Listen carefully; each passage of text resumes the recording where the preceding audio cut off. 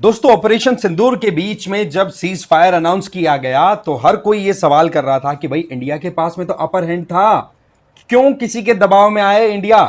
तो वहां पर हमें समझना होगा कि अब धीरे धीरे पत्ते जब खुल रहे हैं तो पता पड़ रहा है कि वो यूएसए की वजह से नहीं, यूएसए के लिए किया गया था सीज फायर। दोनों में फर्क क्या है वो समझो। क्योंकि यूएसए ने वहां पर अपनी न्यूक्लियर फैसिलिटीज पाकिस्तान में बहुत सारी इंस्टॉल कर रखी है। इंडिया ने जो एयर स्ट्राइक की थी उसके चलते वहां पर न्यूक्लियर रिलीज होने लगा, न्यूक्लियर रेडिएशंस रिलीज हुए। इसके चक्कर में यूएसए को वहां से निकलने का स्पेस चाहिए ना, तो इसीलिए कहा गया कि सीज फायर है, ये केवल एक कॉमा है लड़ाई में, पूर्णग्राम नहीं है। अभी लड़ाई रिज्यूम होगी। तो ऐसी परिस्थितियों में पाकिस्तान को बिल्कुल खत्म करने की तैयारियां इंडिया लेकर के चल रहा है। पाकिस्तान खत्म करना मतलब पाकिस्तान का जो माइंडसेट है एंटी इंडिया, उसको बिल्कुल एकदम नेस्त नाबूद करने का पूरा टारगेट लेकर के चल रहा है। इसमें क्या हुआ कि एक तो चाइना एक्सपोज हो गया।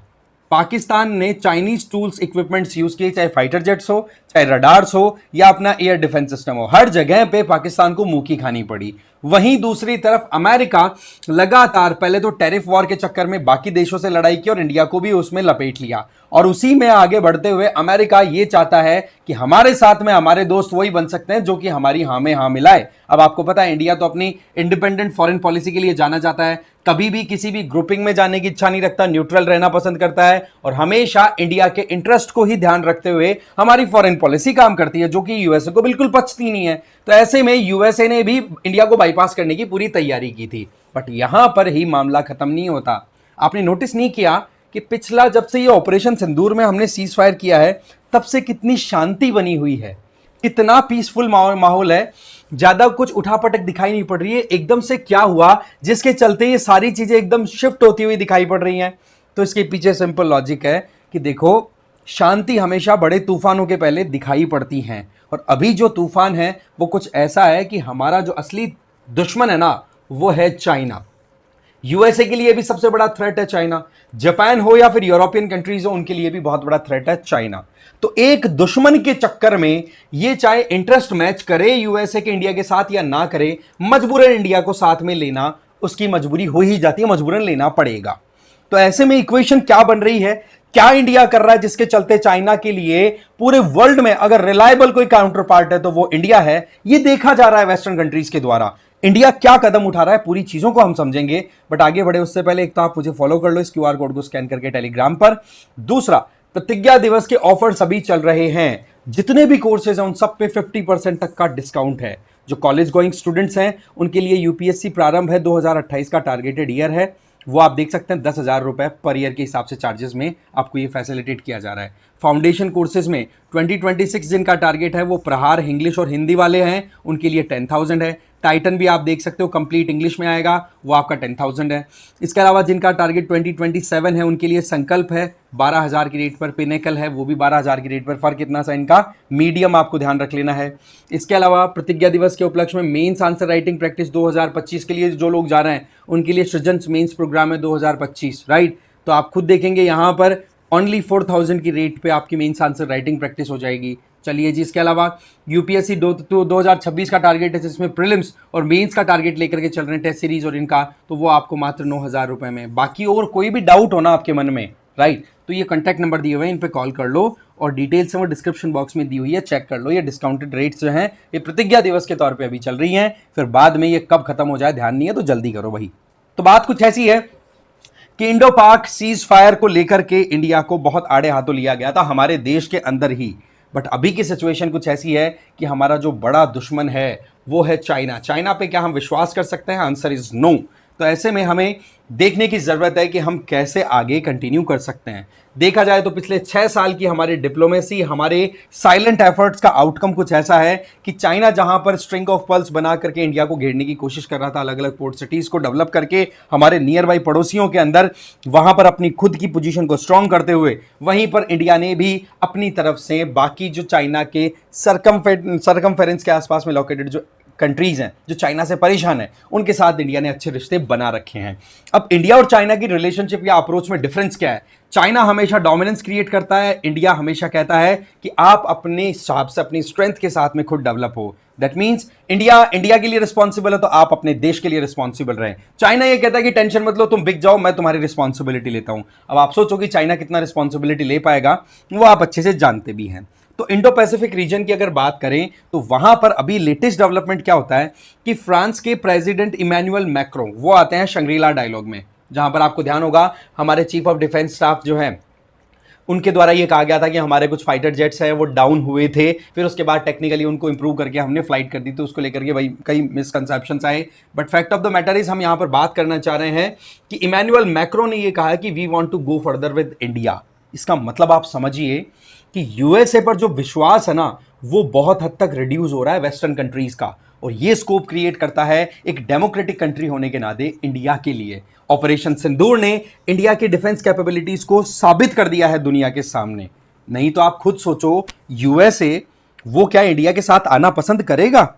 यूएसए तो चाहता है कि वो जापान, फिलीपींस और ऑस्ट्रेलिया इनके साथ मिलकर के एक ऑल्टरनेटिव कॉर्ड तैयार कर ले, क्योंकि एक कॉर्ड तो आप जानते ही हैं ना जिसमें इंडिया, ऑस्ट्रेलिया, जापान और यूएसए ये चारों मिलकर काम करते हैं। तो इंडिया को साइड करके यूएसए अपना खुद का प्लान बनाना चाहता है। बट सच्चाई क्या है कि चाइना को काउंटर करने की क्षमता अगर एशिया में किसी के पास में है तो वो केवल इंडिया के पास में, किसी और के पास में नहीं है।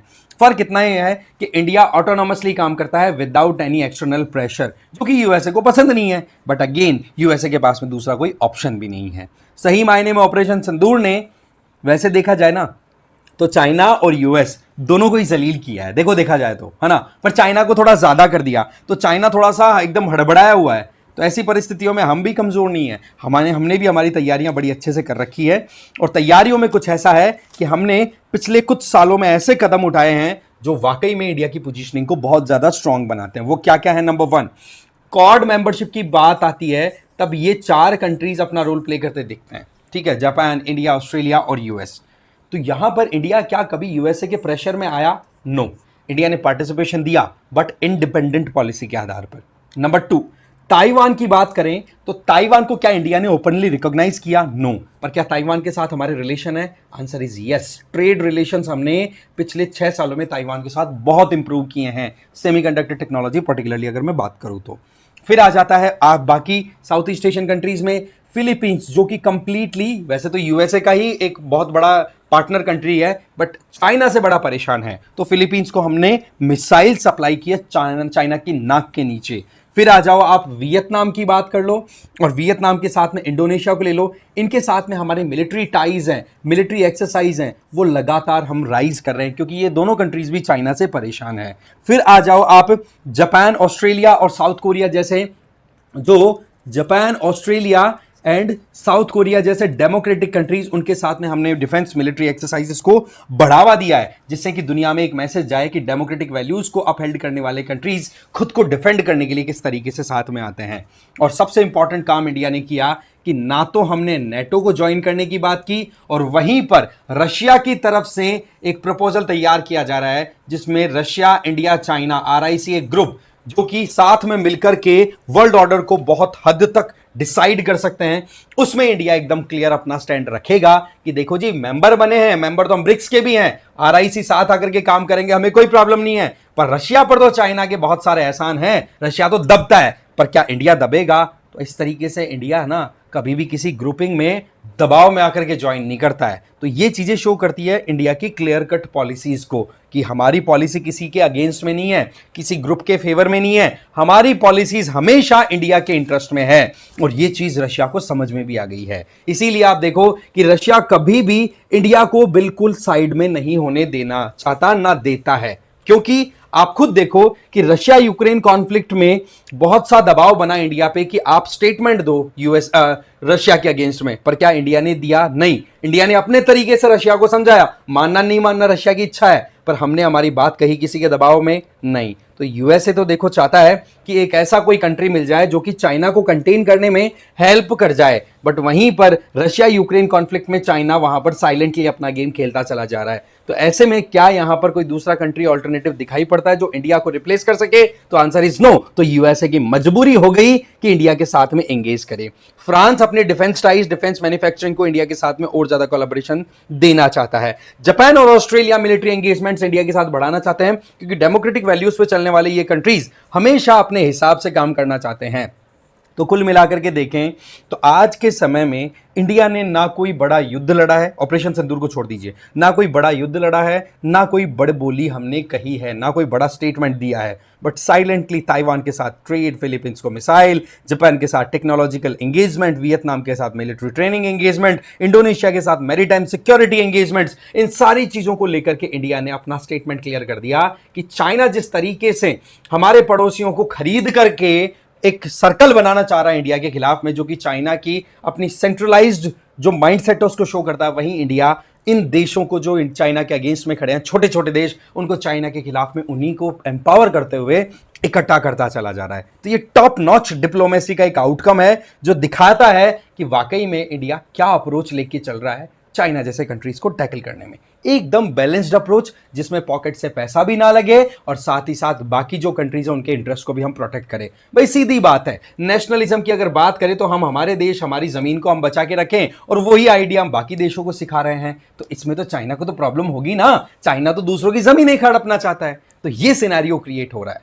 तो इस तरीके से चाइना को घेरना और यूएसए का झुकना ये कोई कोइंसिडेंस नहीं है, बड़ी मेहनत का काम है। आपका क्या सोचना है? अपनी राय कमेंट्स में जरूर दें। बाकी इस वीडियो में इतना ही था। Thank you very much.